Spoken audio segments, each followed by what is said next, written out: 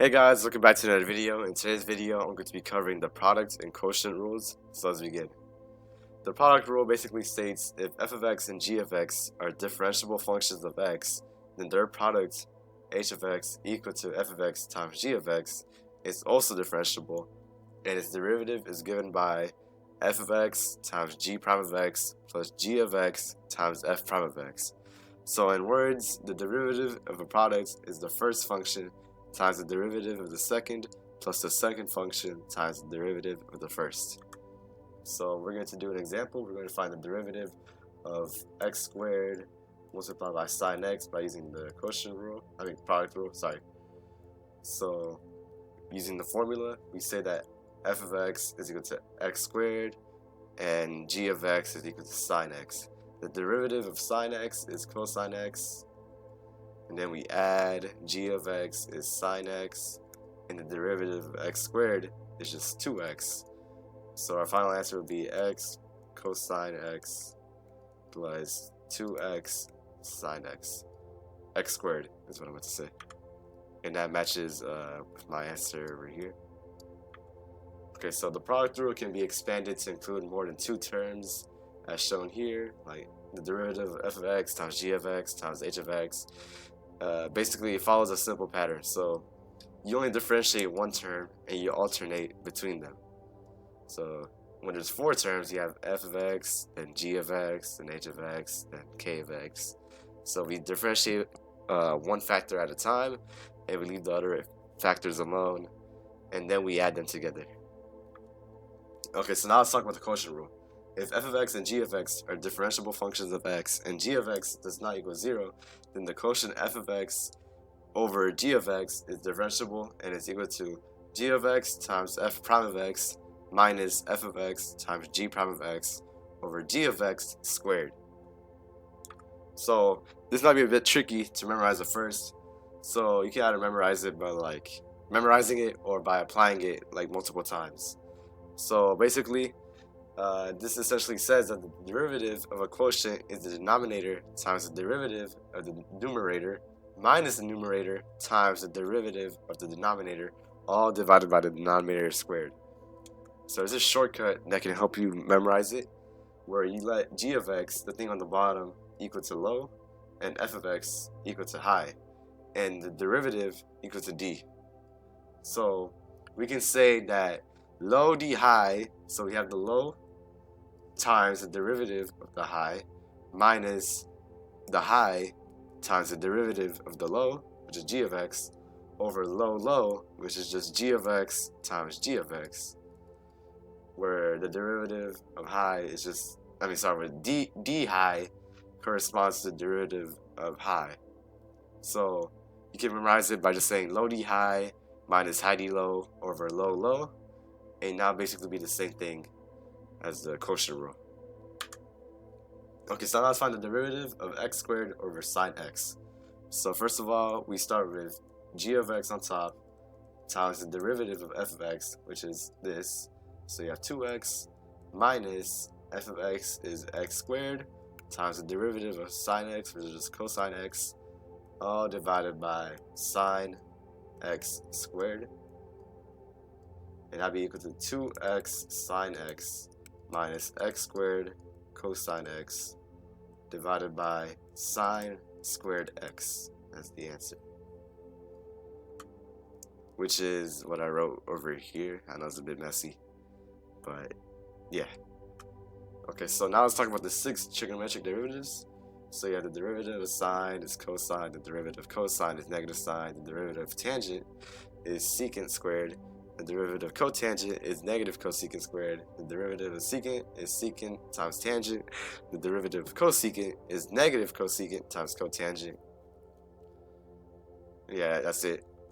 So these, the 4 on the bottom, other than sine and cosine, can be derived by using the quotient rule and the sine and cosine derivatives. So let's show this with the derivative of tangent x. So the derivative of tangent x is the same thing as the derivative of sine x over cosine x. So using quotient rule, we can put cosine x on the top Then we multiply by the derivative of f of x, which is sine x here, which is just cosine x, minus sine x times the derivative of the bottom, which is just negative sine x. The negatives cancel. So now you have, okay, but we have to divide by cosine squared x. So yeah, put that. And then we can move on. So now we have cosine squared x plus sine squared x over cosine squared x. And this is Pythagorean identity. So this will simplify to 1 over cosine squared x. And that's the same thing as secant squared x. So that's where the secant squared x comes from. This is basically what I did, but in picture form. Okay, so now let's find the derivative of secant x. So we're going to do the same thing as we did for tangent.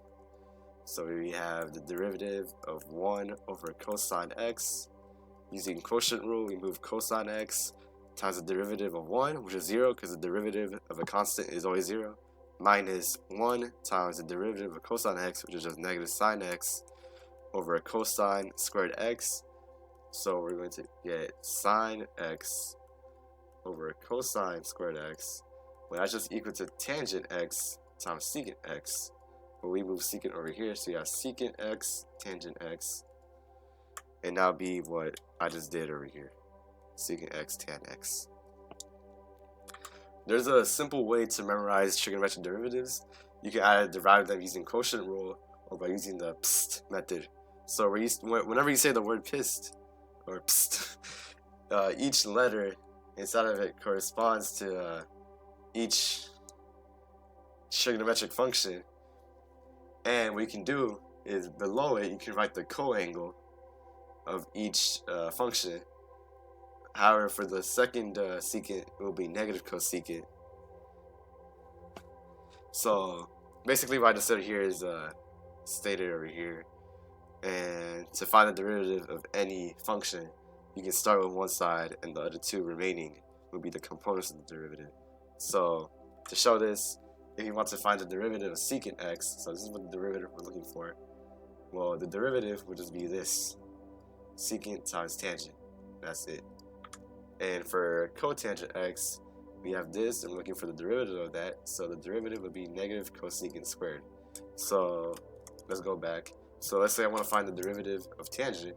So I go to the left, and we have two secants. Secant times secant is just secant squared x, which is what lines up with what was said earlier.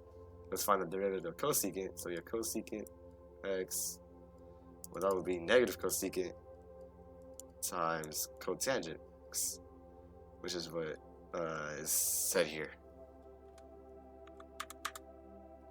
Okay, so now let's talk about higher order derivatives. So we are able to differentiate a function more than once, and there exists some notation for this. So f prime of x is known as the first derivative. F prime prime of x is known as the second derivative. F of 3 of x is called the third derivative, and it just keeps on going for n. And over here, this is basically what I said. F prime of x corresponds to the first derivative, and f prime prime of x corresponds to the second derivative. So these higher order derivatives can be shown with acceleration being the derivative of velocity. So we can say that the time derivative of velocity is equal to acceleration, and that the time derivative of position is equal to velocity. But as you can see here, acceleration is essentially the second derivative of position. So we can say that the second derivative of x with respect to time will be equal to acceleration. So yeah, so the velocity is the derivative of position, and this results in acceleration being the second derivative of position. So let's do some examples. So we have f of x is equal to x to the power 4. The first derivative will give you x to the power 3. I just write y prime. So let's just say y equals f of x. Now we have y prime prime is 12x squared. Y prime prime prime is 24x. Y4 is 24, and y5 is 0. So fourth derivative, fifth derivative, third derivative, second, and first. And this matches up with what is shown over here. So let's do another example. So let's find the fourth derivative of sine x. the first derivative. So let's say this is equal to y again. The first derivative of sine x is cosine x. The second derivative is negative sine x. The third derivative is negative cosine x. And the fourth derivative is sine x. If you can recall from the trigonometric derivatives from earlier. So now let's do some practice problems. So we're going to find the derivative of x squared times sine x. So this is really similar to what we did earlier. So we have x squared times cosine x plus 2x times sine x, and that's it. Because this, let's say this is f of x and this is g of x. So this is f of x, then we have g prime of x plus f prime of x and times g of x. So it can be g of x times f prime of x or f prime of x times g of x. It doesn't matter which order because you're still multiplying the same thing together.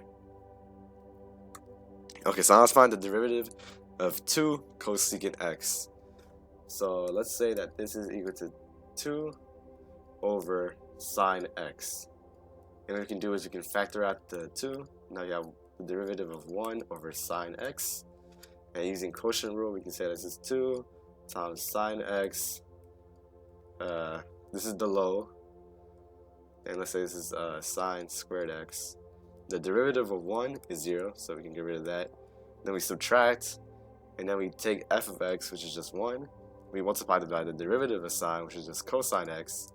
And now we have negative 2 cosine x over sine squared x is negative 2 cotangent x times cosecant x. This part lines up with the derivative of cosecant x, well, without the negative, but the 2 comes from the 2 at the start, so we have that the answer is negative 2 cotangent cosecant x. Okay, so now let's find the derivative of g of x is equal to tangent x over x cubed. So let's start off with the low. We put low on top. Then we put the square root of low. Then we take the derivative of the top, which is just secant squared x. If you can't remember, just put pst. And then you put the secant tangent. We're looking for the derivative of tangent, so the two factors that compose it is just secant times secant, so you have secant squared. Then we subtract tangent x times 3x squared. There's a common x squared term between all of them, so we can say that this is equal to x secant squared x minus 3 tangent x over x to the power of 4, and that will be our final answer. Okay, so now we're going to find the third derivative of cosine x. So this should be fairly simple. H prime of x is negative sine of x. Then we take the derivative of negative sine of x, which is just negative times sine of x. So that's just negative cosine x.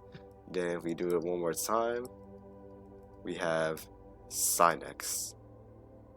Oops, sorry, h prime, or the third derivative. Okay, so now we need to find the first derivative of h of x.